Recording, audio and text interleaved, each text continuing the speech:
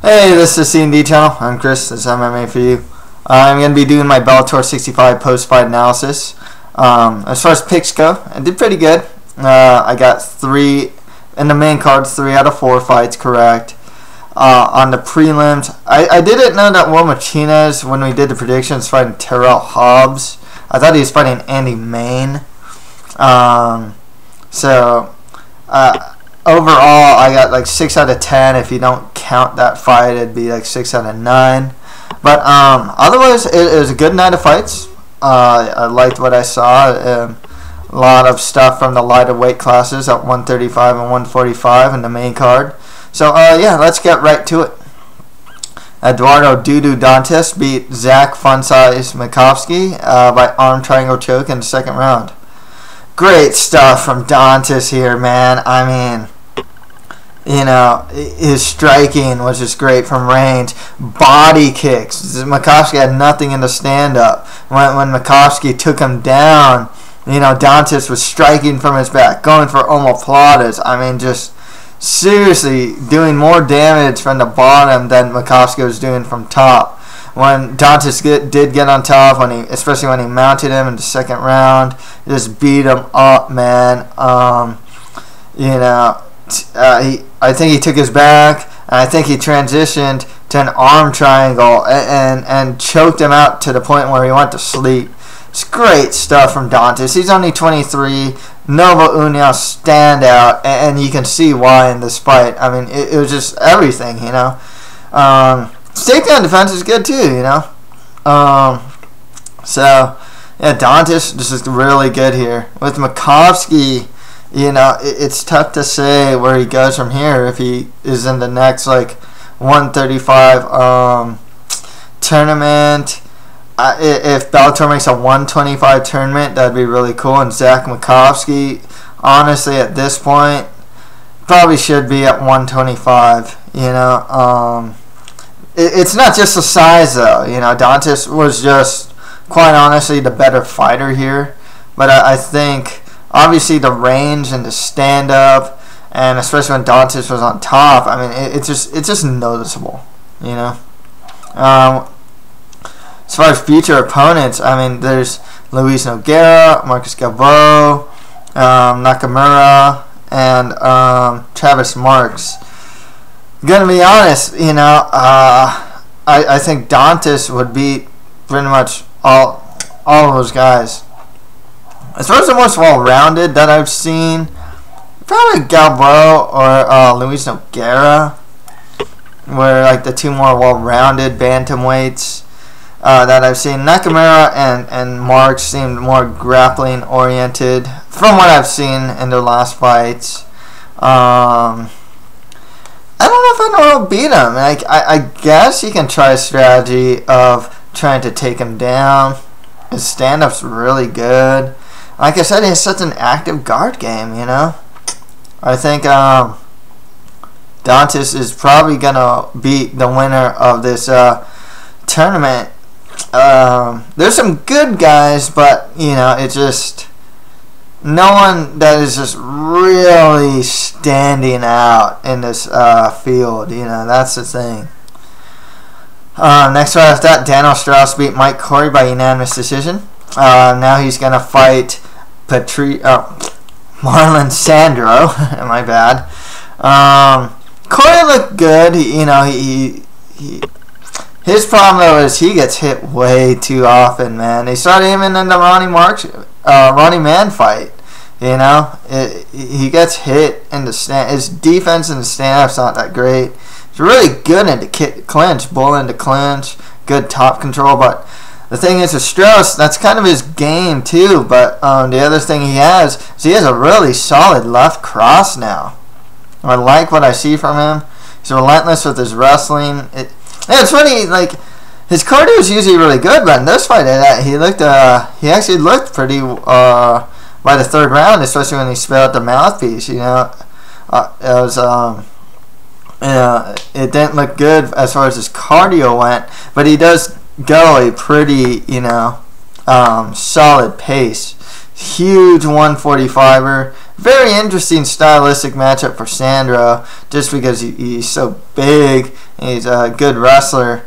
Sandro is a Brazilian Jiu-Jitsu black belt under Nova União.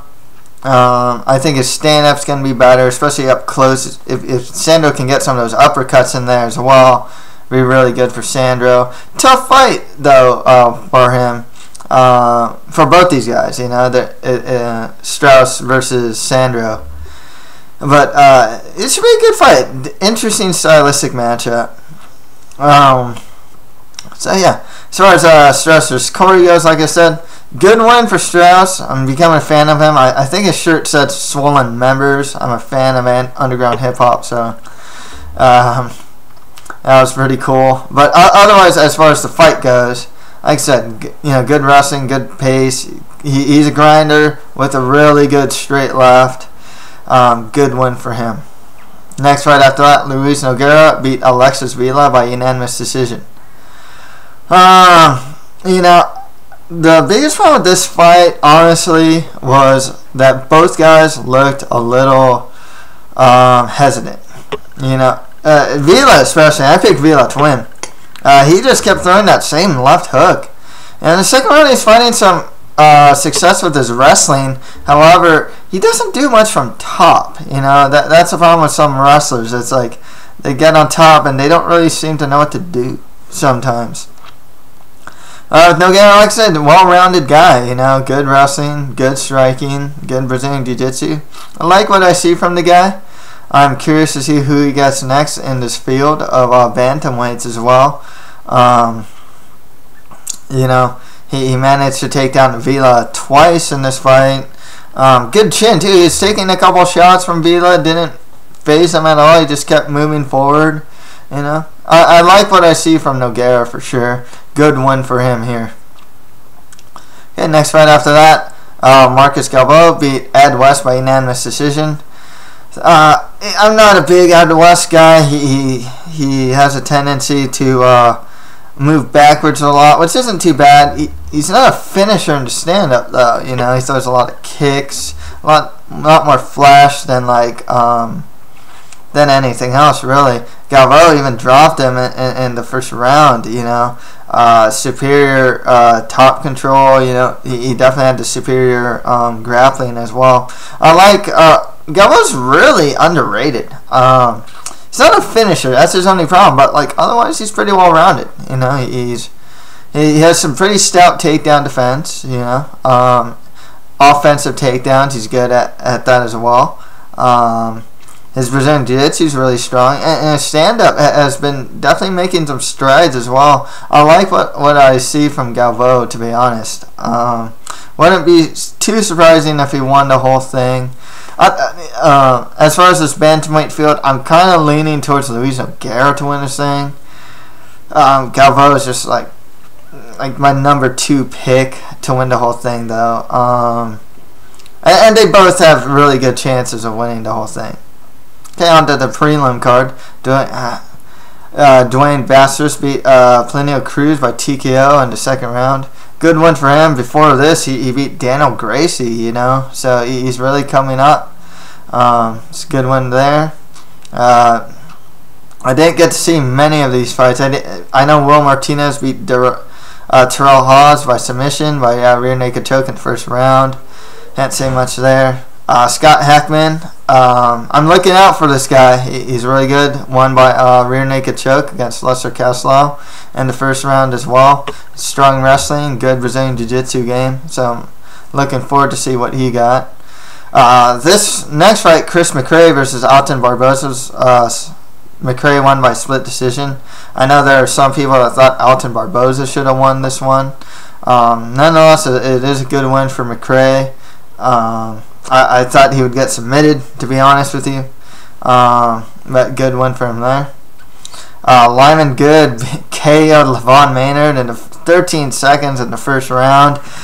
Yeah, Lyman Good's back into the welterweight tourney. Good win for him. You know, he's always been a really strong guy. His stand-up's solid. He's a tough matchup for anyone. You know, I remember watching him against like Rick Hahn, for example. You know, You know, he's always in the fight. That's one thing I always like about Lyman Good. Even against Ben Askren, he got mounted, but he's still always in the fight. I remember he got an up kick and almost triangle choked Askren in like the 5th round, you know. He's always in the fight. And EJ Brooks beat Mikhail Mayutin by unanimous decision. Good win for EJ. I got to watch out for this kid now. You know, he's doing really well. Fought a guy that had over, I think, six times more fights. So I'm going to look out for this guy. He's undefeated so far. Going to really look out for EJ Brooks moving forward. So that's pretty much it for my Bellator 65 post-fight analysis. Join me when I do my UFC on Fuel TV 2 post-fight analysis as well. If you have any comments, just leave them below. That's it for MMA for you. Thank you guys very much.